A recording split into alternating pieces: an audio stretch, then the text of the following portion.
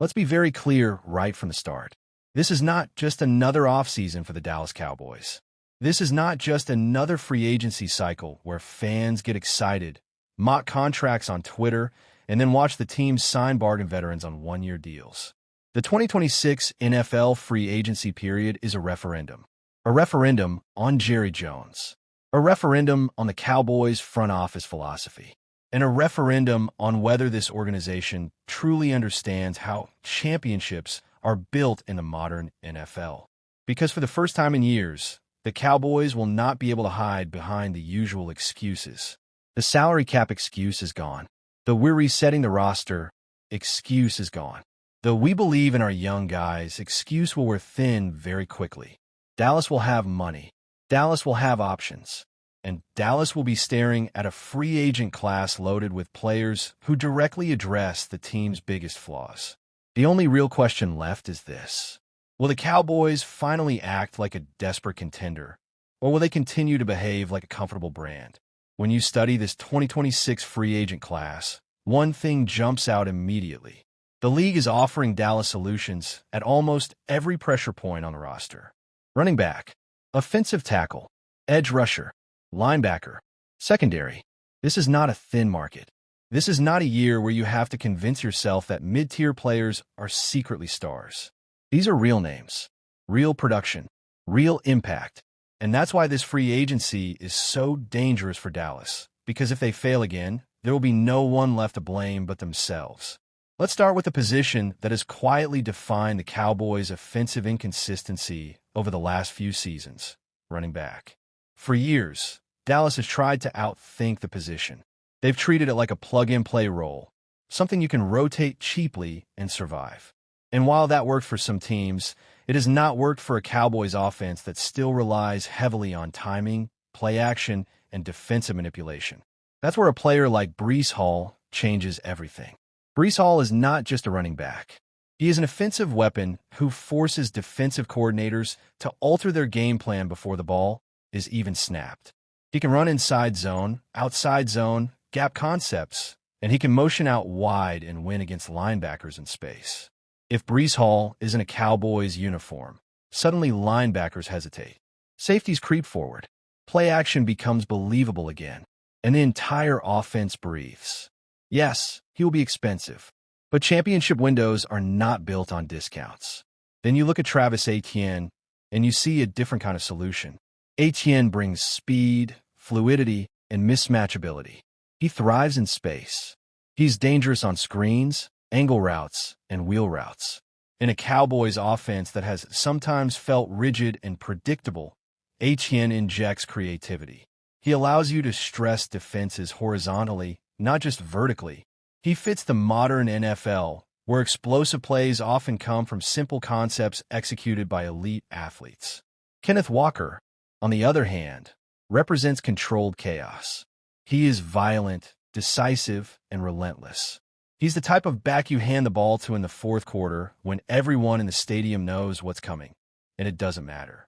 For a Cowboys team that has struggled to close games late in the season, Walker offers identity.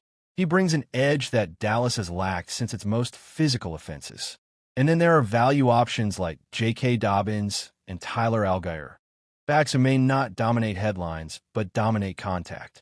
These are tone setters. These are players who make defenses feel every carry. For a front office that loves flexibility, this is where smart aggression can live. But offense does not survive without protection, and that brings us to one of the most uncomfortable truths about the Cowboys. The offensive line is no longer a strength. It's a question mark. This is why the 2026 free agent tackle class is critical. Braden Smith represents stability. He's not flashy, but he's reliable, powerful, and technically sound. He gives you competence at a premium position, something Dallas has taken for granted in the past. Jonah Williams offers versatility and experience. He's played in big games. He's seen elite pass rushers. He understands NFL trench warfare. For a team trying to protect its quarterback investment, that matters. Veterans like Cam Robinson, Trent Brown, and Kelvin Beachum all represent different levels of risk and reward. Brown brings size and power. Robinson brings athleticism. Beachum brings professionalism and experience. These are not long-term fantasies. These are real solutions to real problems. If Dallas ignores this position again, it won't be optimism. It will be negligence. Defensively, the conversation becomes even more urgent when you talk about pass rush. Championship defenses do not rely on hope. They rely on pressure. And this 2026 class is loaded with edge defenders who can tilt the field. Trey Hendrickson is relentless. He wins with effort, technique, and motor. He doesn't need perfect conditions to be effective. He creates chaos. Jalen Phillips brings explosiveness and upside. He's the type of defender who forces offenses to slide protection, and that alone creates opportunities for everyone else. Then there are names that still carry fear: Khalil Mack and Joey Bosa. Yes, they're veterans. Yes, there are durability questions. But when healthy, they still command respect. And sometimes, respect is all you need to change how an offense plays. Add players like Kwity Paye, and suddenly Dallas has options. Real options. Not developmental hopes, immediate contributors. At linebacker, speed is the currency of the modern NFL, and this class delivers. Devin Lloyd, Quincy Williams, and Quay Walker all represent range, aggression, and sideline-to-sideline ability. These are linebackers who can survive in space, who can chase quarterbacks, who can close passing lanes. For a Cowboys defense that has been exposed by misdirection and athletic quarterbacks, this matters. Even value veterans like Alex Singleton and Eric Wilson offer intelligence and toughness, traits that don't always show up on the stat sheet, but win games in December. Finally, the secondary, the last line of defense, and often the difference between good teams and great ones. Corners like Jamal Dean, Alani Taylor, Eric Stokes, Rick Woolen, and Greg Newsome too offer length, physicality, and scheme flexibility. These are not panic signings. These are players you build coverage plans around. At safety, names like Cam Curl, Jaquan Brisker, Reed Blankenship, Kobe Bryant, and Jalen Thompson give Dallas versatility. Box safeties, deep safeties, hybrid defenders, the kind of players who allow defensive coordinators to disguise intentions and steal possessions. So when you zoom out and look at the entire picture, one thing becomes painfully obvious. The 2026 free agent market is not the problem. The money will not be the problem. The talent will not be the problem. The only problem left is courage. Will Jerry Jones finally treat free agency like a weapon instead of a risk? Will the Cowboys finally stop waiting for everything to align perfectly? Or will this be another year where opportunity passes and excuses replace ambition? Because in 2026, history won't care about intentions. It will only remember decisions. The search is finally over in Dallas. After weeks of interviews, speculation, and behind-the-scenes maneuvering, the Cowboys have reached the end of their defensive coordinator hunt, and they believe they've found not just an answer, but a potential long-term solution. The organization is in the process of finalizing a deal with Christian Parker, with both sides already in agreement on terms, setting the stage for Parker to become the fourth defensive coordinator in as many seasons for the Cowboys. That number alone tells you everything you need to know about the urgency of this hire.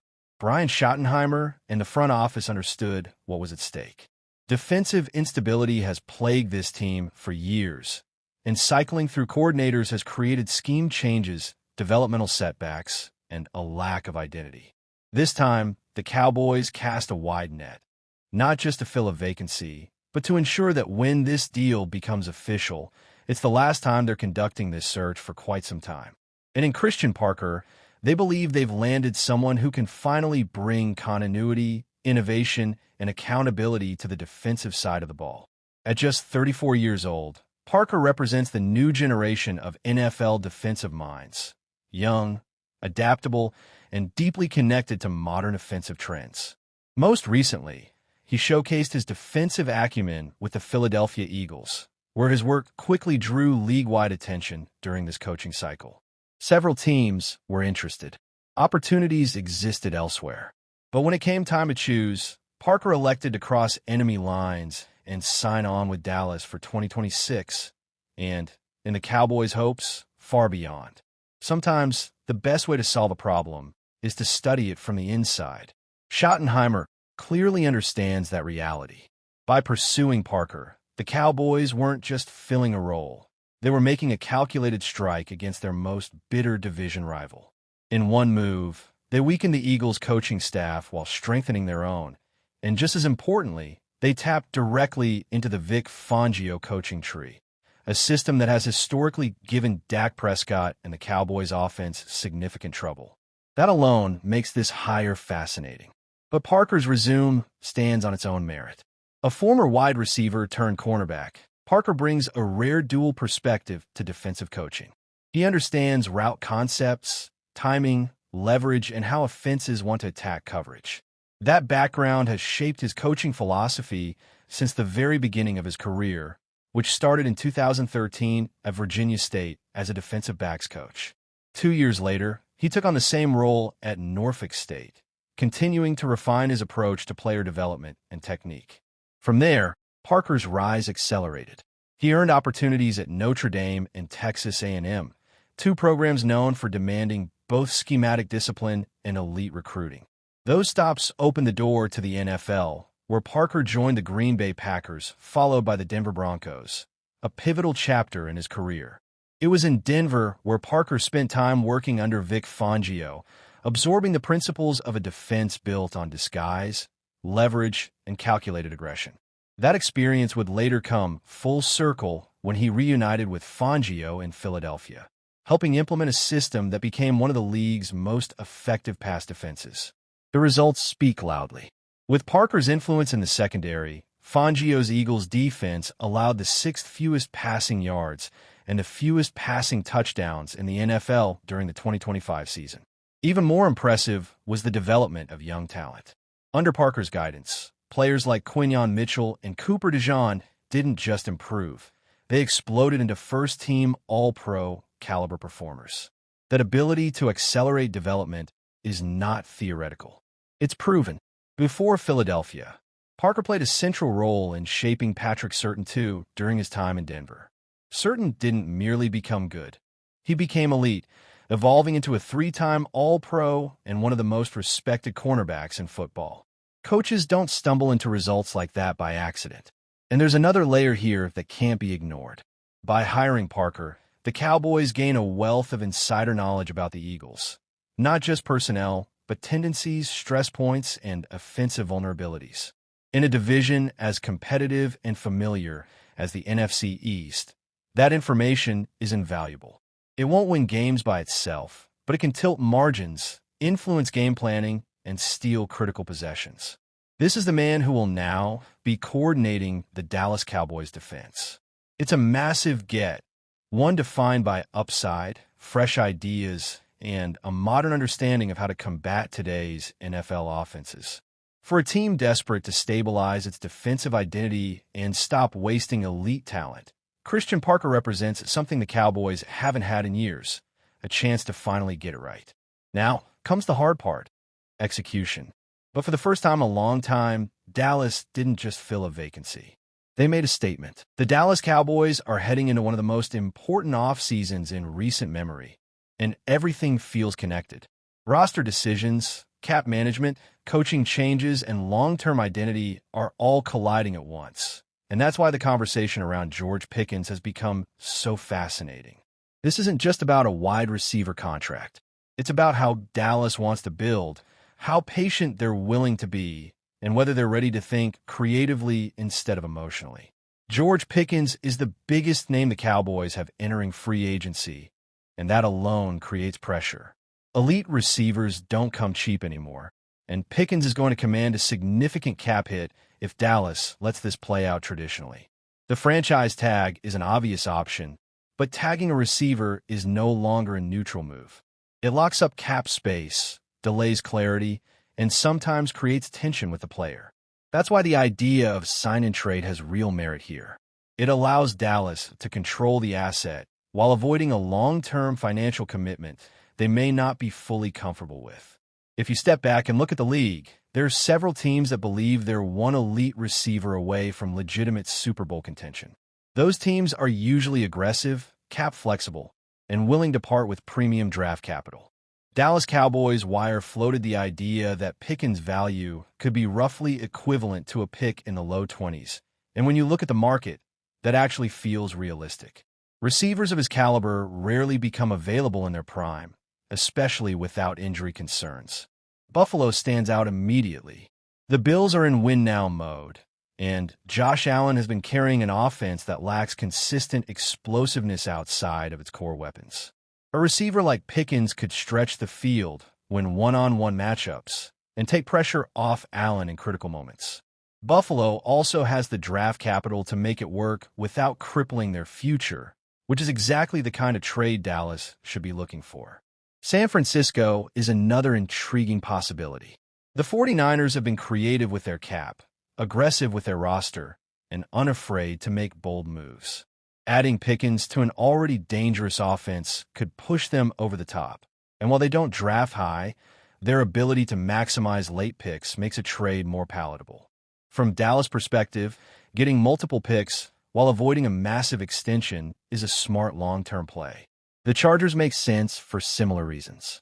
They have a quarterback who needs more reliable weapons, a front office that understands urgency, and enough flexibility to absorb a receiver contract. New England is a different case entirely, but equally interesting. They're rebuilding, they have cap space, and they need a true offensive centerpiece. A deal involving Pickens could accelerate their timeline, especially if they believe they've solved their quarterback situation. Indianapolis and Carolina are more speculative, but not impossible. Both teams need offensive identity, and sometimes that starts with a player who forces defenses to change how they line up. The wild card, of course, is Pittsburgh. The irony of Pickens potentially returning to the team that moved on from him isn't lost on anyone. But circumstances change. Coaches change. Philosophies change.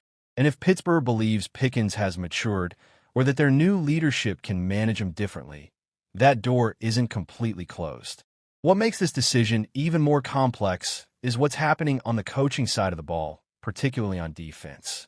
The Cowboys are actively interviewing defensive coordinator candidates, and that process is unfolding in real time. Christian Parker coming in for an in-person interview is significant. It shows Dallas is serious about continuity and internal development, but also aware of the competition. The fact that Parker is scheduled to fly to Green Bay immediately after should raise alarms. If Dallas truly believes he's the right guy, they may need to act fast. Green Bay losing Jeff Hafley to Miami created a vacuum, and Parker is familiar with that organization. If the Cowboys hesitate, they could lose a candidate they clearly value. This is one of those moments where decisiveness matters. Waiting too long can cost you more than just a coach. It can cost you momentum. Meanwhile, other options are disappearing. Jeff Ulbrich is off the board, retained by Atlanta, and that tells you something important. Teams are prioritizing stability on defense, and quality coordinators aren't going to sit around waiting. That's why the name Sean McDermott deserves serious discussion. He may be known as a head coach, but at his core, he's a defensive architect. His track record speaks for itself. Turnovers, discipline, consistency. Those are hallmarks of his defenses. If McDermott doesn't land another head coaching job, Dallas should absolutely explore the possibility.